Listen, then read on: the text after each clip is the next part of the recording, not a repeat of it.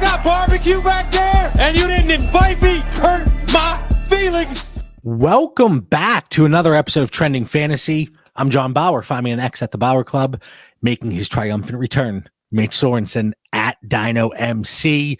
Tonight, we are going to spend some time talking about tight end strategies and the difference from league to league, format to format, and then some general conversations as well. We'll see if we can hit our ideal time of 20 minutes. We'll see how that goes.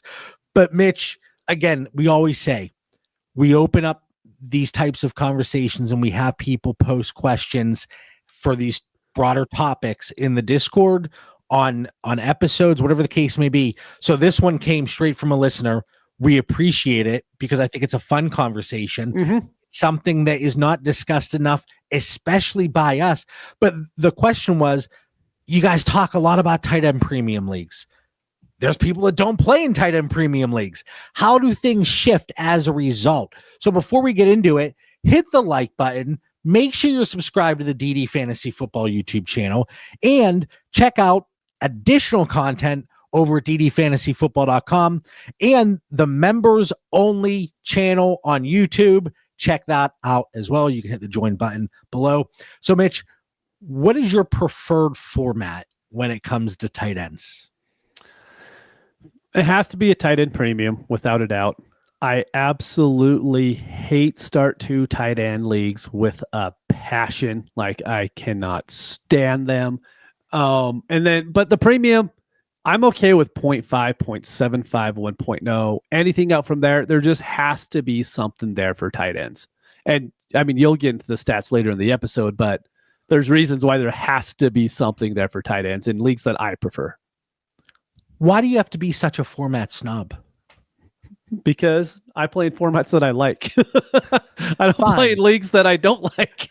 I'll allow it. And do you like how I asked that after I make you tell me your preferred format? A little bit. It's all right. But yeah, like personally, like I have no issue if people want to play in non-tight end premium leagues. I have a few still. Perfectly fine. Of course. The way I look at it, though, with the heavier tight end premium, and I know that we're going to get comments in the chat. It's ridiculous to really inflate the PPR for tight ends. You artificially inflate it. It just gives more value and production to the higher end ones. Yes, absolutely. Yes. 100% in terms of the counterpoint, like spot on. But I like things that shake up the stock settings a little bit. I want more value placed in positions that typically don't get value placed in them. Same reason I don't like to play one quarterback leagues. I want more value given to the positions of tight end and quarterback as opposed to just running back and wide receiver. And then things are kind of dropped down a little bit. I want more, a different league dynamic when it comes to maybe half the league values tight ends, maybe half the league doesn't. And you start to see the trade market and how it opens up. You said you don't like the start two tight end leagues. Why is that? Because people don't trade them. It kills trade activity, and it's because of the value on them. Yes, if you have two tight end leagues, they should be valued very highly, but no one wants to give you like a Puka for a David Njoku, but that's what people are expecting in these leagues because that's what the positional value dictates. But I mean, I'm never doing that, so I would rather run out, Grant Calcaterra or something like that than have to give up my Puka for a David Njoku. It's just, man, Grant Calcaterra. I know I was going on a long pull with that one, but it's just one of those to where I don't like league settings that kill league activity. And I think that's one that just 100% does. Yeah. We want more trading. We want more activity. And it's the same thing. Like if you have a league that's start 4 or 5 wide receivers, and I have leagues like that, really tough to trade for a wide receiver. Yeah. Yep. Even if you like how deflated the position is in general, if you have a league that start 3 running backs, it's difficult to trade for a running back. It is. Yep. So, but on the other hand, I don't want that 1 quarterback, 1 running back, 1 wide receiver, 1 tight end, all flex, because there's no roster requirement then. Like, yeah, you can build how you want, but you don't really have positional needs. You made a point. So in 2 tight end leagues with no tight end premium, and it's 12 team, super flex, start 10. The value of these guys, even in non-premium, they get inflated so much. And honestly, the way I value guys in a +1 PPR format for the tight end premium, so you're getting PPR for everybody else, 2 PPR for tight ends, that should be valued higher, even if you only have to start 1, as opposed to 2 tight end and no premium. Where it starts to get kind of similar from a WAR perspective is 2 tight end and a half point tight end premium. That's where it gets similar to the 2 PPR start 1 tight end. There's a lot going on here with this conversation. So don't be afraid to go back and listen to it, or slow us down and we sound really slow. Yeah, 5X on this one might be rough. Have you ever listened? I've done this before for one of our shows. Listen to us at like half speed.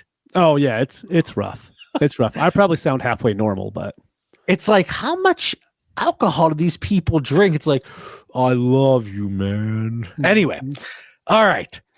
Do you see people overvaluing tight ends in the start 2 tight end leagues? Are there any formats where you think they're undervalued? So let me put it this way so people understand where I'm coming from on this. With quarterbacks, I think you can undervalue them and still be a very good dynasty player. I think if you don't properly value tight ends or even overvalue tight ends in these tight end premium leagues, I think the people that do that win a lot more than the people who don't value tight ends, because you could always pull out the name. You could pull out, well, hey, I had a David Njoku last year, or hey, I had Hunter Henry the year that he scored 10 touchdowns, or hey, but you're finding that diamond in the rough that you just happen to get on that guy for that 1 year that he did good. Or you are the owner that has Brock Bowers, who's going to be good for the next 6 years, or George Kittle, who's been good for the last 10, or Kelsey, who's been good for the same amount of time. There's reasons why those values are there for tight ends in those leagues. And it's because there's just no other tight ends that could get that high. Like, I love Sam Laporta, but he's a guy to where even I have a hard time buying into right now, because I'm not sure if he's up in that tier or if he's, just a little bit further down from that. So I do think the best way to play Dynasty is to at least have a strong value on tight ends, and overvaluing them is completely okay as well, because you're really not going to go bad unless you're overvaluing the ones that just aren't good. Like if you're immediately saying, hey, Colston Loveland is a top 5 guy because, I liked him in the draft, he plays for the Bears now. It's like, that could come back to bite you a little bit, because he might not ever be a top 8 tight end in the league. I want to look at, let me see here, playing around with this screen a little bit. Let's get rid of this real quick. So looking at this, I put this together and it really high level, but the first chart here, and if you're listening on the podcast feed, I apologize, but hop on over to YouTube, hit that subscribe button and like it while you're at it. But I have tight end rank in 2024 and the wide receiver rank equivalent. So the tight end 1 in just PPR across the board last year was the same as wide receiver 14. Tight end 3, wide receiver 16. Tight end 6, wide receiver 35. Tight end 12, the same as wide receiver 49. Tight end 18, wide receiver 66. Tight end 24, and this is all on a per game basis, the same as wide receiver 76. And then you can see where it's 1.5 for tight ends, so the extra half point, and then 2 PPR for tight ends, the extra full point.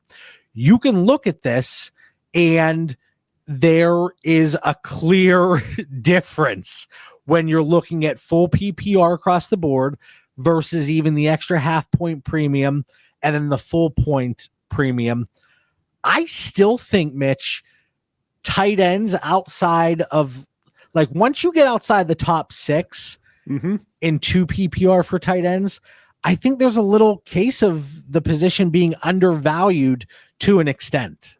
Yeah, and so a big thing, and I meant to start off the show with this, and that's something that I should have done better with.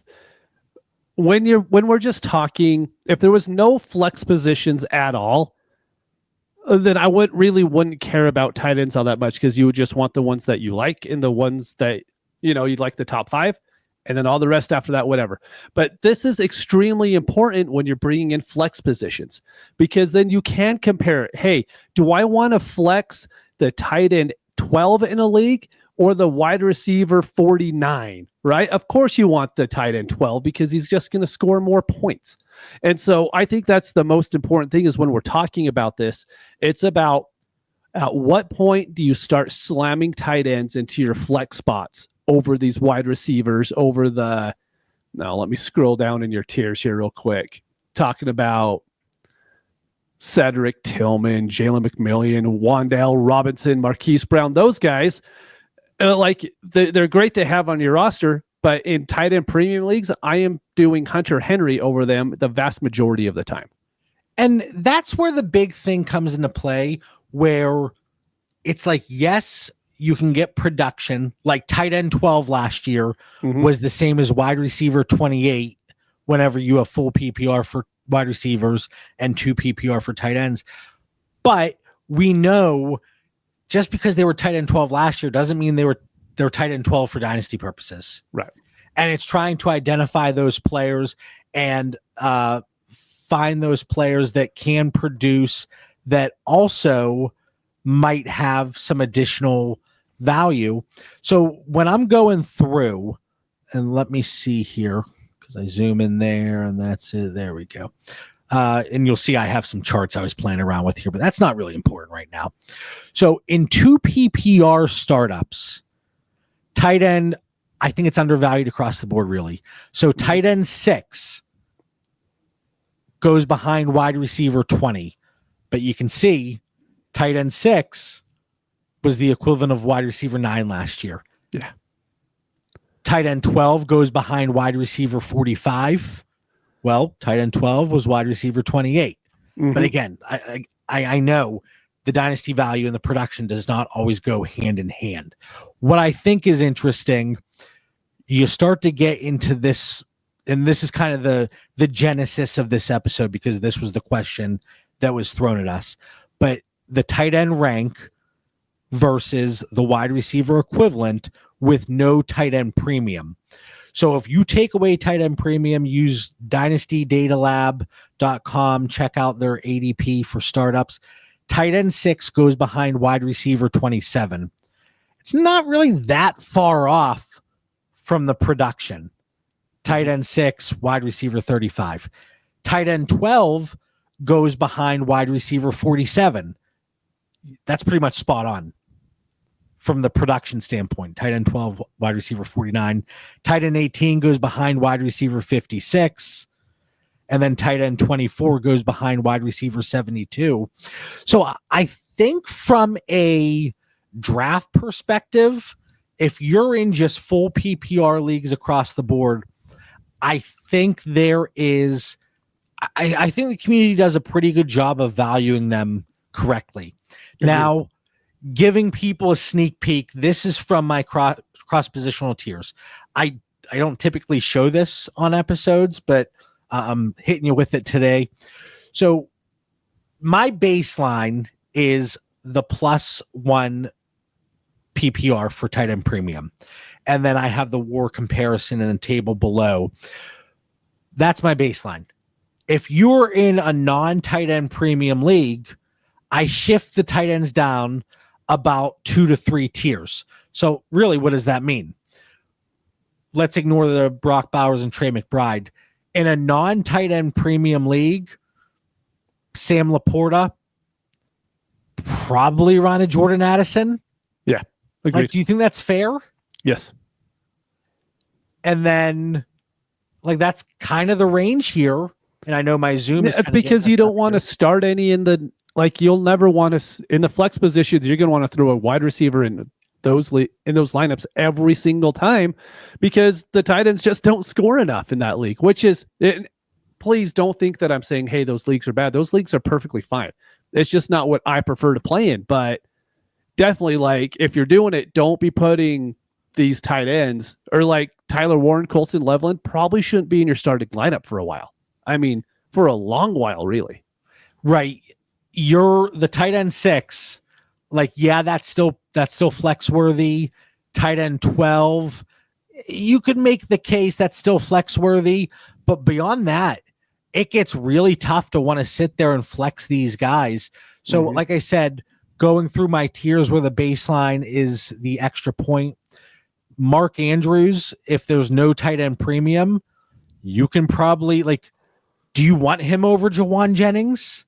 Probably take Jennings, to be honest. Do you want him over Jacoby Myers? Yeah. So you probably move a Mark Andrews down to like that Darnell Mooney territory, which sounds really gross. But in non-tight end premium leagues, that's kind of the adjustment I make. So if you're in the DD Fantasy Football Discord community, if you use the website, you use my cross-positional tiers, these are the adjustments that are going on in my head when I'm answering any trade question. Any conversation that comes up when I do the calibration, this is kind of where I am, dropping these guys down 2 to 3 tiers. Now, am I dropping Brock Bowers down to a T. Higgins? No. So there are exceptions, like you get these 2 higher end guys in McBride and Bowers, but after that, I'm kind of willing to make that adjustment. David Njoku, I'm not putting him there with Jalen Waddle and Xavier Worthy in non-tight end premium leagues. I'm down to that Cortland Sutton range. Yeah. So I looking at it and thinking, okay, where should these guys be going? I think that's kind of a fair range. How do you look at it? Like, let's say you're in a non-tight end premium league or a very minimal tight end premium league. Yeah. How are you making that adjustment? Because like your tight end room build is going to change. Like in these heavy tight end premium leagues, Mitch, you've seen some of my rosters. I've got like 8 tight ends on my roster. I got you to give me an Evan Ingram, and I was shocked. At first you declined. I'm like, of course he did. And then you sent me the same thing back, and I'm like, cool. I was multitasking. Subconsciously I see an offer from you. I just decline. I know. That's more than fair. I get it. But what was the question? The question was, in these non-tight end premium leagues or very minimal tight end premium, how to like your tight end room, the way you build it, it's going to change.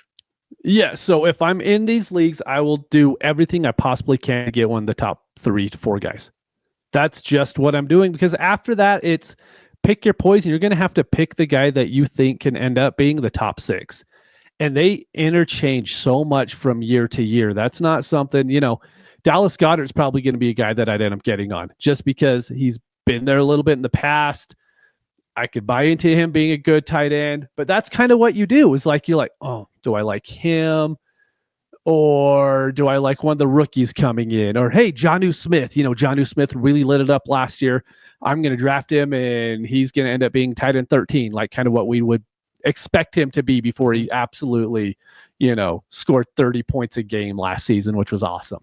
But that's kind of how I play. If I'm in, it's really hard for me just to not try to get good tight ends anymore because they're just the unicorns. Having the Josh Allen, Jalen Hurts, the Lamar Jackson, they're the unicorns at the quarterback position. In tight ends, it's those top 3 and even more. Like they put themselves so far over the next guys, and what they are going into the season as the big one. You don't have to guess. Yeah, can we see one of these other guys jump up and get into the top 3? Sure, but knowing which one that is going to the season is going to be extremely hard, in my opinion. Yeah, I'm going to pull this up again. So you talk about the value over replacement and the difference. Mm-hmm. So in just PPR formats, let me zoom in a little bit more again. I know a lot of people are on their phones typically watching this. Tight end rank, tight end 1 was 16.6 points per game. Tight end 3, 15.4. 6, 12.7, 12, 10.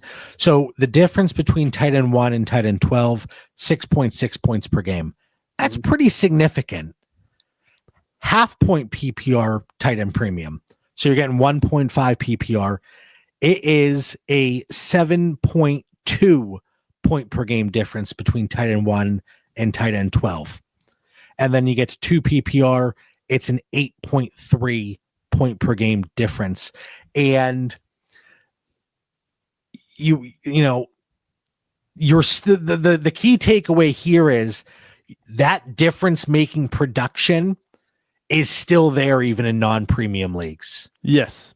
It is still there. That I knew I was going somewhere with what you were just saying, but it speaks to exactly what you just said. Now, let's take tight end 6 versus tight end 24. In non-premium, or let's do tight end 12 versus tight end 24. Mm-hmm. In non-tight end premium leagues, it was a 2.6 point per game difference. Yeah. It's not really that significant. Gets up to almost 4 whenever you look at the 2 PPR format. So it does give you more of that elevation, but exactly what you said, Mitch. People do not want to, or they shouldn't want to, flex a tight end in non-premium formats. Right. Whereas in Superflex, you look at quarterbacks, you're not really comparing that Superflex quarterback to a positional player most of the time. But tight end, you hope not. You hope you're not doing that. Right. But tight end, you can compare directly to running back and wide receiver because those are guys that you could flex. One last thing I want to pull up here and I want to look at, and then anything else that's on your mind, but I just want to share this here. Mm-hmm. Oh, this looks so sloppy, but you'll live with it. You'll live with it. So this is startup ADP, non-tight end premium, extra half point for tight ends, and then extra 1 point for tight ends. This here, I was highlighting the wrong screen. This here is the draft round. This is the number of tight ends taken, not by round, but cumulative. So in non-tight end premium, you have 1 tight end that's gone through 1 round, 1 tight end that's gone through 2 rounds. It's the same tight end. Round 3, 2 tight ends have gone. By round 4, 3 tight ends have gone. By round 5, 3 tight ends have gone. So you can see by round 7, no matter the format, 7 tight ends have gone. Yep. That tells you something is off. Yes. And in my mind, it's off because this goes back to my point earlier. They are undervalued in the heavier premium leagues. Mm-hmm. Like that, it shouldn't be exactly the same across the board. No. Like I can get this one through 3 rounds. You have Brock and you have McBride that go in non-tight end premium, half point tight end premium, 1 PPR tight end premium. That makes sense. You want to throw Laporte in there too? That makes sense. But we should start to see discrepancies here, and we really don't see it. Really should. Yeah. So I was really surprised by that. And then I threw this little graph together, but it gives you a visual of the same thing. Like there's no difference. Like they're almost on top of each other. And the funny thing is, let's just say the 2 guys that are down right now, they're young. Let's say Pitts ends up having a really good season. Let's say Kincaid has a really good season. I guarantee the only thing that you're going to see changed is in every single one of those leagues, you're going to see 2 guys go up higher. But it's going to be, instead of 2 in the 3rd round, maybe you see 3 in the 3rd round, but it's going to be 3 in non-tight end premium, half point premium, and 1.0 premium too. Yeah. So and make up your mind, when we go through the war and you go through all that stuff, either they're either overvalued in the non-premium or they're undervalued in the heavy premium. Right. Because it does not make sense to me that they are that close together. And I was honestly very surprised by that, because how many videos do we get comments on, especially during the rookie draft process? I can't believe you guys like Colston Loveland and Tyler Warren slipped to this point with a half point tight end premium. Well, we view it a little bit differently. And, that's kind of why. And you kind of see the different formats. So again, I appreciate the question, because we do tend to only talk about tight end premium formats. But I think the quick snapshot of my tiers at least shows you where I am from my perspective, how I adjust based on that. So there is that calibration that you have to take into account because it's not standard across the board. Oh, John has Mark Andrews in this tier, but it's this format. My format's different, but that's probably close enough. No, there is going to be that adjustment. Mitch, any other thoughts here on tight ends before we wrap up? Trying to think of any. I think we hit most of it, but there was a lot. Yeah. In this episode. The one thing I just really, really want to make sure everyone knows that when we're getting into the higher premiums, it's not just about the tight end position. It's about tight ends against every other position, against running backs and wide receivers in the flex spots. And that's why those upper premiums kind of change things. And I'm not sure if everyone that, if anyone's starting out getting into those leagues fully knows that that's why we're talking about it like that. Yeah, a big difference. And it's always fun to talk about the dynamic and the changes format to format, whether you start one tight end, two tight ends, whether you have no premium, whether you have, Anahola in our league, in our Discord, he has a league that's 2.5 PPR. Yeah, I do want to try one of those just to see what they're like, to be honest. Like, I'm all about the heavy premium, but man, that is heavy. And my big takeaway too from this, I hope you enjoyed the conversation. Obviously, hit like, hit subscribe, check out ddfantasyfootball.com for so much extra content and the members only channel here on the DD Fantasy Football YouTube channel. But my big thing is play in formats you like. Yes, 100%. If you don't like the heavy tight end premium, F it. Don't play it. Yeah. If Mitch is that snob that doesn't play in non-premium, good for him. Play in the format you enjoy, because when it comes down to it, fantasy football, contrary to popular belief, should be fun. Again, like the episode, hit subscribe. For Mitch Sorensen, I'm John Bauer. Let us know in the comments what you think of this episode and other topics you want us to discuss. Until then, we'll catch you next week. Peace.